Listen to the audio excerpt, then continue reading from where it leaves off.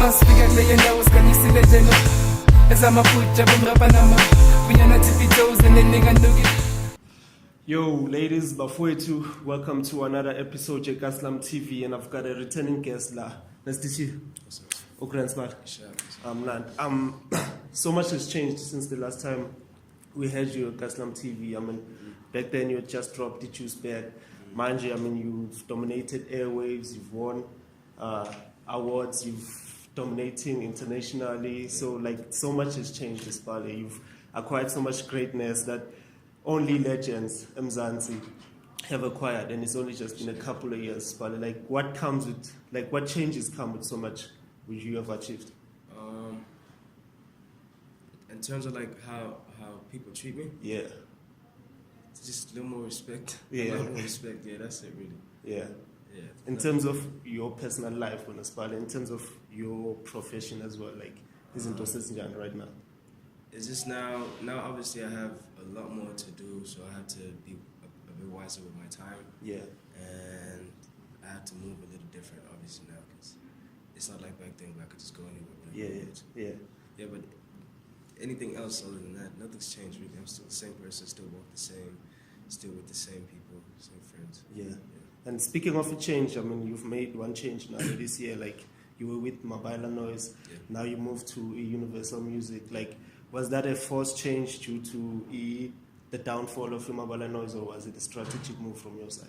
It wasn't so much like a forced move or forced change, because I was already working with Universal through Mobile, so it was like, it was just like a transfer, since they were I don't know if I should say shutting down or just like taking a break. Yeah. So, you know, with Reggie having the same vision that I have, he knew that he'd have to pass me on to somebody who can do what he was trying to do. Yeah. But someone that has like a stronger push and a further reach. Yeah. So he was like, okay, cool. Since you've been working with these guys, you love them anyways, you work well with them. Yeah. I might as well just let you go to them. Oh yeah. And now that the change like has been made, you've coming up with another project, the second album. So tell me more about that. Strings and Bling. Yeah. It's dropping on the 6th of July. Well, the title was inspired by strings being the string instruments on the album. Yeah. But also strings is meaning the connections that I value in my life. You know, like I have a special connection with my mother, my girl, my friends, and just like, you know, like when people say when they're in like sticky situations, they say they can pull strings and stuff like that. That's also strings. Yeah. And then the Bling side of it, one, the jury, two, just me being young, shining, being creative, you know, just like enjoying life. Yeah. Right. But this is a very important album to me, project to me, because I worked on it around the time where I was working on myself. So I feel like you could definitely sense and hear the growth in my music, and you can tell that I've grown also as a person. Just I'm a lot wiser than I was when I made anything else before this. So it's just a really special project to me, and I hope that it'll be special to people.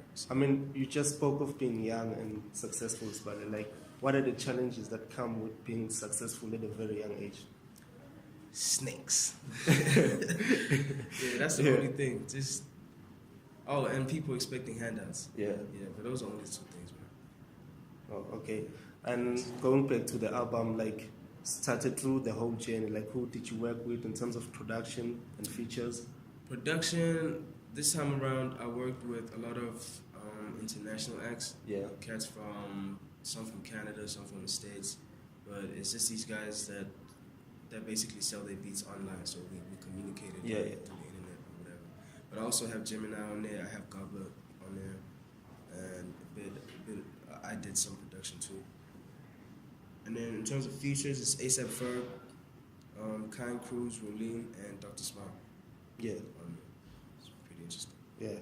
And I was reading, like, going through the website here, Forbes, lately, and I saw you were featured like the Africa Under 30, Top 30, like, and the list is basically based on young people who are under 30 who have influence, like, throughout Africa. Like, and speaking of influence, like, in terms of your career going forward, like, what type of influence would you like to have? I wanna be sort of like a big bro to all the artists. I don't want to say young artists, because some might be even older than me, but like aspiring artists who feel like they don't know much about how to move in the industry. Not so much about how to make music. Like I don't want to influence them in that way. Yeah. I just want to influence them and teach them how to use their minds and how to be independent and how to like have a ton load of like self-confidence and all that type of stuff. Yeah.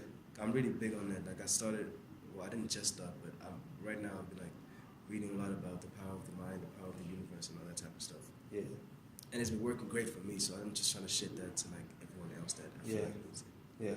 And you speak about teaching people, obviously, about being open-minded, being creative, and being powerful. Yeah. Like, what would you say have been the key elements to your success?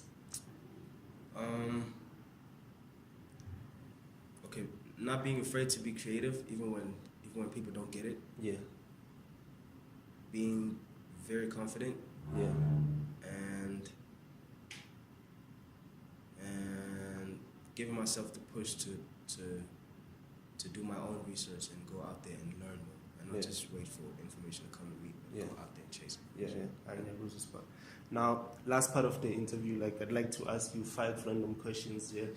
So pendula as honest as you can.